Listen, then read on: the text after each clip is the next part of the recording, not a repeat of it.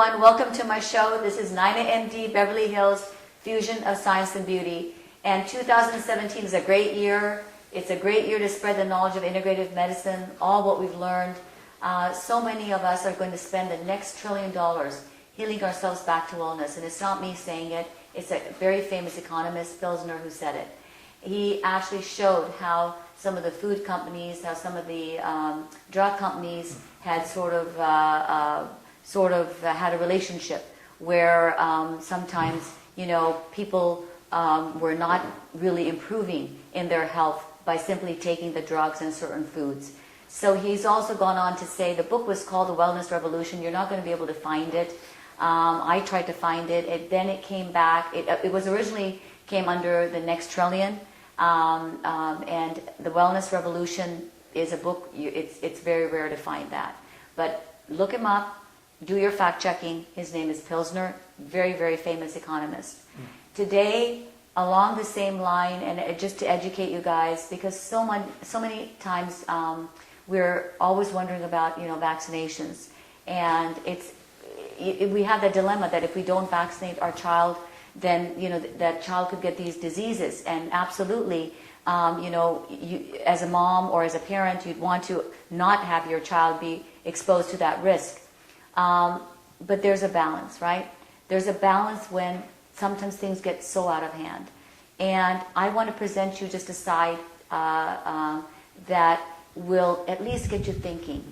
And that is that there's just a few simple things about vaccines that you, as an adult, as a child, and we know children's rights, right? There's always regulations and rules and laws that are being passed for child rights. Don't you think that a child has a right to know what's in the vaccines?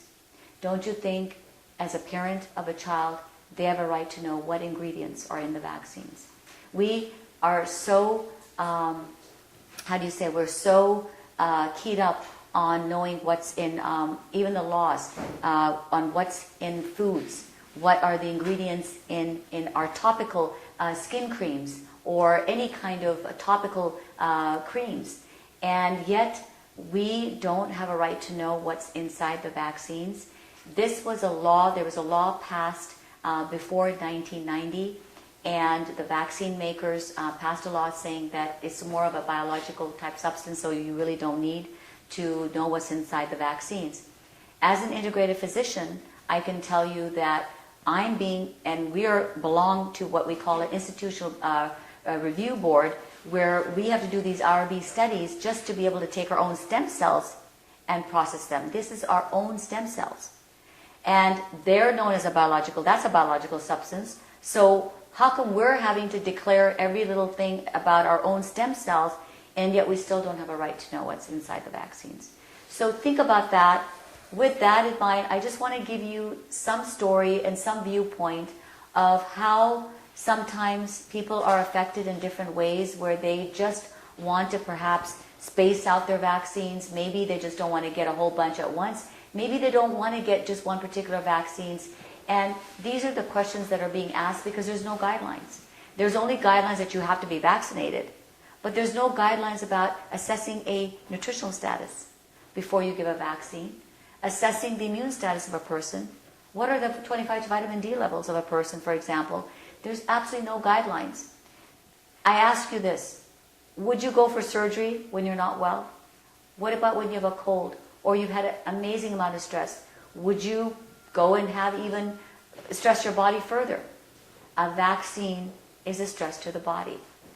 So with all of these things in mind, I just want to give you a viewpoint of American citizens, a college student and her father. I brought them here. I invited them. I'm so happy that they came to my show. They're one of the most amazing people, and especially Tess Goodrich, who I will introduce very shortly, and Chip Goodrich, her father. They're here today, and they just want to give you their viewpoint on their experience on vaccines. So no one's asking you to decide a black and white. This is not a black and white answer. We're going to be in the gray zone, and we want you to start to think My whole idea of doing this show is to make you start to critically think about what you are getting when you're getting injected, rather than just blindly. You ask about a food, what's in a food, but start thinking about asking what's in a vaccine. So Tess Goodrich, Tess, I'm so glad to have you. Thank you for coming on my show. And Chip, I think I wanted to open up. Most of the people think that children are being vaccinated under 12, right? But there are concerns that I wanted to bring up in the show. That as a college student, could you just tell your story? You're a college student. Just maybe some of the concerns that you had and your experience when you came to college. You're in UCLA, and when you were so excited, you told me, to be at UCLA. It was a dream come true for you. And what were you faced as an American citizen, where we are, like you said, where we have a right to so much of freedom. We're one of the most privileged places in the world, aren't we? Yeah. Slowly those rights are being taken away, but as a new student, I just transferred. I just finished my first quarter at UCLA, and they had just passed this new medical exemption. Was that the SB 277? Well, it's not necessarily the SB 277, because that's more to do with like kindergartners and right. This is a college. This is more of a. This is a college. This is a university. Oh, I got it. Okay. Legislation, and it's not even. My opinion, very constitutional, but they started to require that you have certain vaccinations. So in other words, to attend the university, whereas before you were able to go if you had a religious belief that you didn't want to get vaccinated, or in other words, you had more of a freedom of choice. If you didn't want to get vaccinated, you didn't have to. Yeah, well, if you have a religious belief against getting vaccinated, you shouldn't have to choose between your religion, because that's one of our rights as U.S. citizens, and going to a public school, which is also one of our rights as to be able to attend a public school. And so that exemption was taken away. In other words, basically they wanted to take away the religious exemption and the personal belief exemption. So basically you were not allowed to have a religious or personal choice in the matter. They wanted to basically force you to get vaccinated in order to attend the UC schools. It's not just UCLA. How did it make you feel initially? Oh my God. Because it's your first experience, right? You're coming, you don't even know, you're so excited to be transferred to UCLA, and when this was posed to you, how did you feel? First of all, I thought, either there has to be a purpose for the fact that I've taken so long to transfer, and there's got to be something that's going to happen because of this, or I should have transferred a long time ago, because it was just for incoming students that they were requiring this new this sort of like requirement. It was a requirement. New requirement. Yeah. And thankfully, they've changed it a little bit. Before the only way that you were going to be able to get an exemption to attend the UC school was to get a doctor to write down that you had certain contraindications, basically, or that you had to get a doctor's sign off on it, basically. Right. And there's a lot of doctors now who will not sign that. Because, and let me explain to you why. And that is because there's also the doctors are now being monitored, and there is something known as physician abuse now that's starting to occur, and that is that if the doctors are signing exemptions, a lot of those exemptions can go to the state medical board, where they review and say, okay, this doctor's signing off all these exemptions. Maybe they're not following the standard of care for requiring, and then their licenses are at stake. Which is ridiculous, because not every person's body will receive those vaccinations in a healthy way. Yeah. I know many people that right after they got the Gardasil vaccination started having horrible IBS syndrome. I've met people who have autoimmune disorder because of the Gardasil vaccinations, and now at the UC schools they're starting with like the preliminary vaccinations that you're supposed to have gotten when you were a kid, and But that's just the starting point. Who knows what other vaccinations? There's like a whole list of other vaccinations that they encourage you to get, and that the kids in the the students in nursing schools are required to have. So the list is getting longer and longer and longer, and not everybody's body is going to be able to receive those vaccinations in an actual beneficial way. Was there anything in the requirement saying something about advice on how perhaps you could do to actually enhance your immune system, right? So vaccines is actually one way where you just say, okay, you actually give something so that your body tries to fight it. Well, see, how about just trying to make your immune system so strong, right?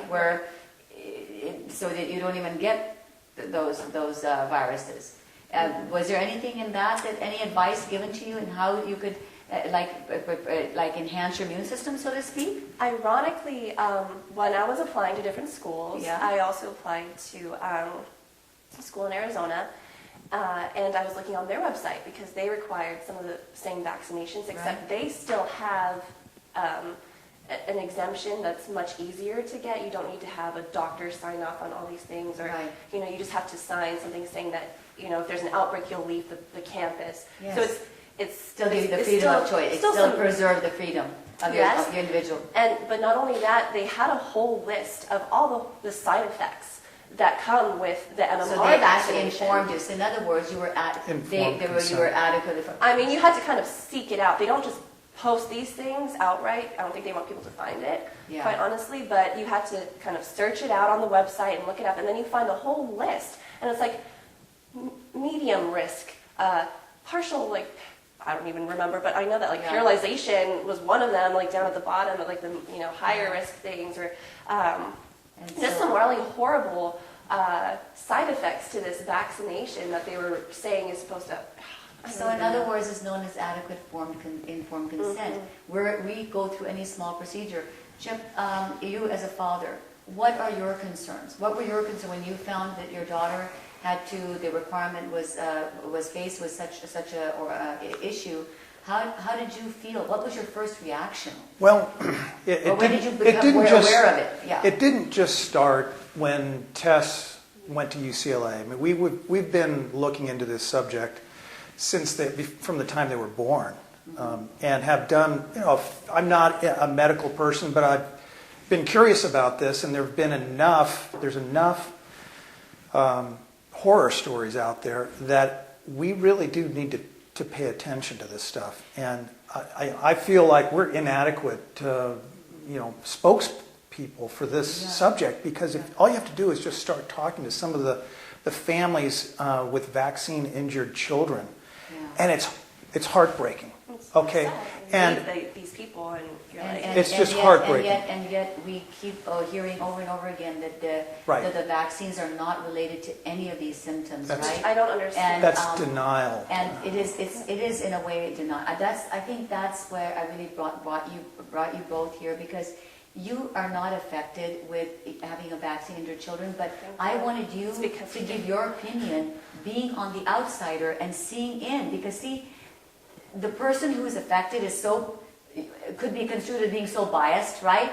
Because it's their child that's being affected. But you, who is concerned, but yet has been able to kind of see all of this, I mean, as a just average intelligent human being, I'm not saying you're average yet, but I'm just saying average intelligence human being who does any kind of just a little bit of fact-checking, logical, common sense thinking, when they see things like this, you would make you at least want to keep studying this further, right? Absolutely. Especially with the CDC and William Thompson coming out and saying we skewed the data.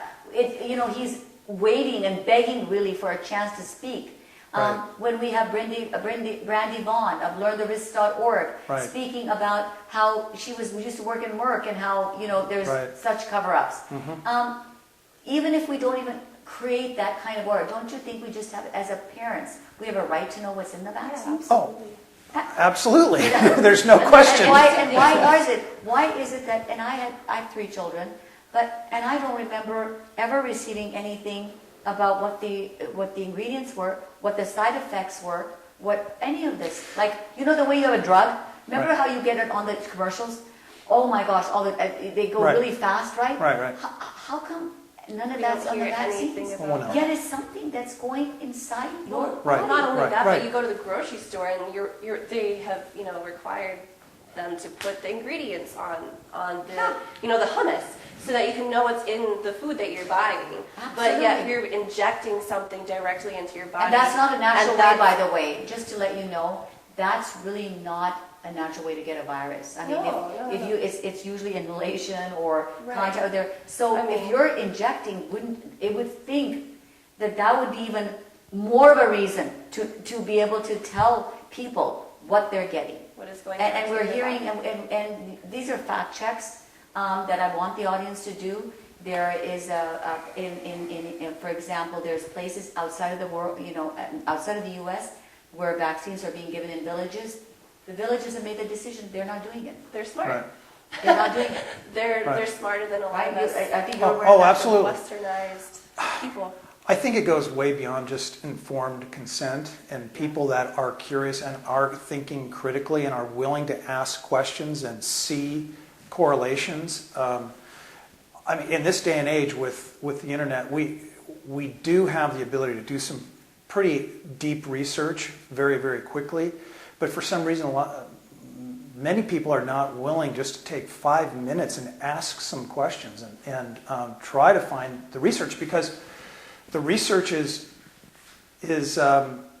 monumental. I mean, what the opposing point of view, but it's being hidden or skewed or what have you. It's not being made available to the practitioners or to the parents. I think we're going to go into a break because this is hold that thought, because education is huge, and that's really why you're here.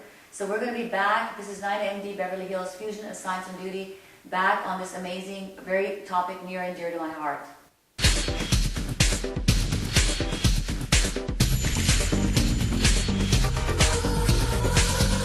Hello everyone, this is NainaMD Beverly Hills. Welcome back to my show, Fusion of Science and Beauty. I've got two amazing guests. We were talking about vaccines and the right to know what's in our vaccines, guidelines, and should they be really mandatory or not. I have Tess Goodrich. She's a student at UCLA, where it's now a requirement to have to undergo certain vaccines. Her father, Chip Goodrich, who has concerns as well about his daughter being required to take vaccines. Chip, as a father, do you think, and as a U.S. citizen, where your position? What's your position on this? Let's be the devil's advocate for a minute. If your child, let's say, doesn't get this vaccine, she could seriously be endangering other children or other people. How do you deal with that? How would you respond to something like that? Well, I would question it. I mean, I want to know, well, where are the risks? So they're like Tess mentioned, in Arizona, you simply have to agree to leave the campus if there's an outbreak. There are other ways to deal with this other than a mandatory blanket across the board one-size-fits-all requirement vaccination. where there is no practice of medicine between a physician and a patient. Yeah, they don't have a where, relationship. where they look at the entire body, the history that doctors are trained to diagnose. Yes, They're exactly. trained to do this, but they're precluded from doing that it. relationship is being There is broken no from doctor, yes. Yeah, and it's been taken away. there is an authoritarianism that is just being foisted down from the state, and these kids are unable to do anything. And these are all kids that have worked their whole lives to get into schools. to get into these And schools. then Yes. that's what I was so scared of when I finally figured out, like, yes, I'm going to go to UCLA. And then you start looking at all the requirements that they're expecting you to do. If you're not able to get a doctor to sign off on it, which they also, at first, was such a hard thing to get signed off on with all the co-indications that they were requiring, but it's almost as if the 8 years that I spent, going to school on and off at the junior college since I was 14 years old, all of a sudden, in one, change of the legislation or whatever, I couldn't attend school because of my choice for bodily autonomy. Talk about it. Can you discuss that a little bit about that? You looked into a little bit of the constitutional about the bodily. Explain that to me. Well, I mean, I feel like it's a big discussion constantly, even though it may not be pertaining to vaccinations. We talk about bodily autonomy all the time, and do we have the right to choose what happens to our body? Does somebody else have the choice to make that decision for us? No, that's our constitutional right. And now, even with SB 18 coming up, What is that? What is that, Tess? well, I've only read a little bit about it, Yeah. but it's they make it seem as if it's for children and their safety and well-being and all this stuff, which we already have a lot of government supported programs for that.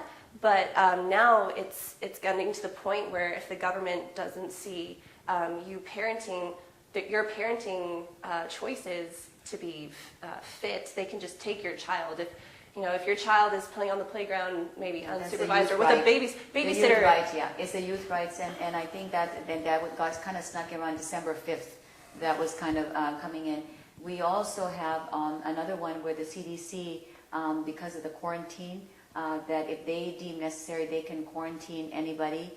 And this was in October, just before the elections. That they can come in and deem it necessary that you can be quarantined wherever you are. You can. Right. They have the right. And I think this is the thing which I'm objecting to, is to mandatory vaccinate you if they feel that. And just again, hold you- without an exam, without a doctor involved. And I think as a doctor, I feel so strongly that I and the patient, again, we keep getting so much interference between that. I also want to just get everyone aware of that not only are doctors being interfered with through like the insurance companies and all of these rules and regulations that are coming in between the patient and the doctor relationship, but we are also now in fear. And I've experienced that in my own, I'm very transparent about my story, and without going into it a whole lot, but that there are regulations and that the doctor is in fear of the state medical boards and repercussions, and I faced those, and I fought for it, but I still face that because state medical boards actually, it's administrative law. They can do findings of fact as they please. You're in their court, so it's still a very totalitarian system. Yes, that's the word. And I think Correct. the doctors are living in fear now. No one is going to really. I question. We took a Hippocrates oath, and that the patient always comes first. In this case, you're putting so much stress on the doctor that they're going to be really having to deal with a moral conscience, what's ethically correct, and Right. what is correct of fear. If they lose their license, they'll never be able to practice. So this is not a good. It's not a good situation. Yeah.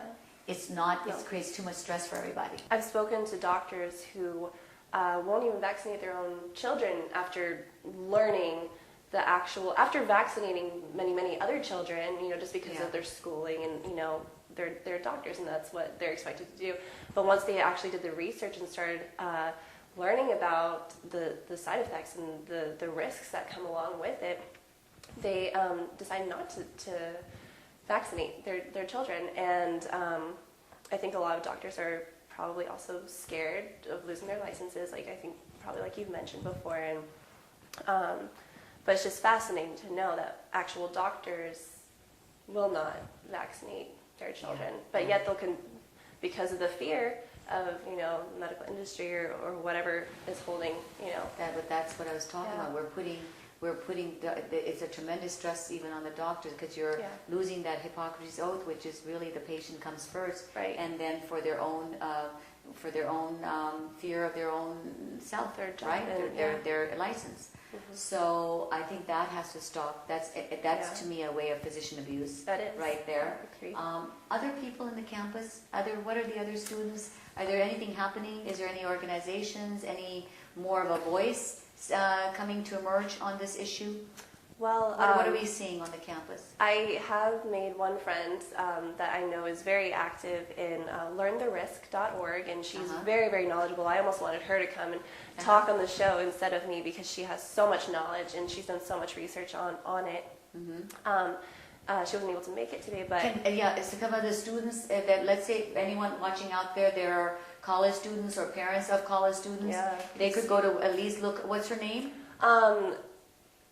Should I? Oh, well, we can do learn the organization, Yeah, learntherist.org, right? Learntherist.org. Yeah, and actually I had, the founder was Brandy Vaughn, and she's come on my show, and we had a tremendous show with her, and so much information she shared with us. Yeah. And she's actually, that learntherist.org now has gone on to in the colleges, and a lot of the college girls, right, and college students are actually being able to go to that site and learn a lot about. Well, hopefully anybody that wants to know about vaccinations will be able to look at that site and get some more information that's not just readily available. Yeah. It tells it like it is. That website, learntherisks.org. Is it risks? Learn the risk. It's learn the risk, right? With just no plural. No plural. Okay, learn the risk. That's risk.org, you guys. And that website has a lot of information about really the side effects, the real deal. It's a real deal on vaccines. Everything you want to know. I really think the real way to get educated on vaccine would be to go to that website. I can't stress the importance of being educated, right, Chip? Yeah. Isn't this what we in America have a right, and anywhere in the world, we should be educated, especially in today's age. Ironic. It's so ironic. I think it is very ironic that we're talking about an institution of higher learning that's about inquiry and scientific challenge and research. and UCLA. And then you ask the nurse UCLA. at the school, and they don't know what's going on. There's something that is shutting that down. There's an overarching power or authority that is shutting down the ability to question and use critical thinking in this serious matter. Or at least you talk to some of the nurses. Like my friend that I was mentioning earlier, she actually started asking the nurse, so can you tell me what's in these vaccinations? Do you even know? And my friend does know, but the nurse couldn't answer. And even some of the higher up, the people that were writing off on the medical exemptions, the ones that actually get to say yes or no, you get to go to the school based off of your medical exemption request, didn't even know some of these things, which I find scary. If they're not even educated, how? It's such amazing, like you said, amazing. Yeah. But listen, thank you so much for being on my show. I know this took a lot of courage. It took a lot of dedication. It took a lot of passion for what you believe, right? To be here, for all of us to be here. Thank you for thank you. And my whole job is to make people aware. That's part of anti-aging regenerative medicine, and we can't not age. We have to age gracefully, and in order to age gracefully, we have to know some of the risks. What's going into our bodies? What's going into our bodies? Absolutely. Bodily autonomy. Learntherist.org. Okay, and that's where you can find out more about the vaccines. And Brandy Vaughn is the founder of that. A lot of college students are looking at learntherist.org. They're going to learntherist.org to find out. You can hit me up also at www.NainaMD. That's NainaMD.com. I'll tell you all about it. Thanks again. I'm so privileged to have both of you on the show. Thank you, everyone. This has been a great show. We'll be back next week with another informative, great show. NainaMD Beverly Hills, Fusion of Science and Beauty.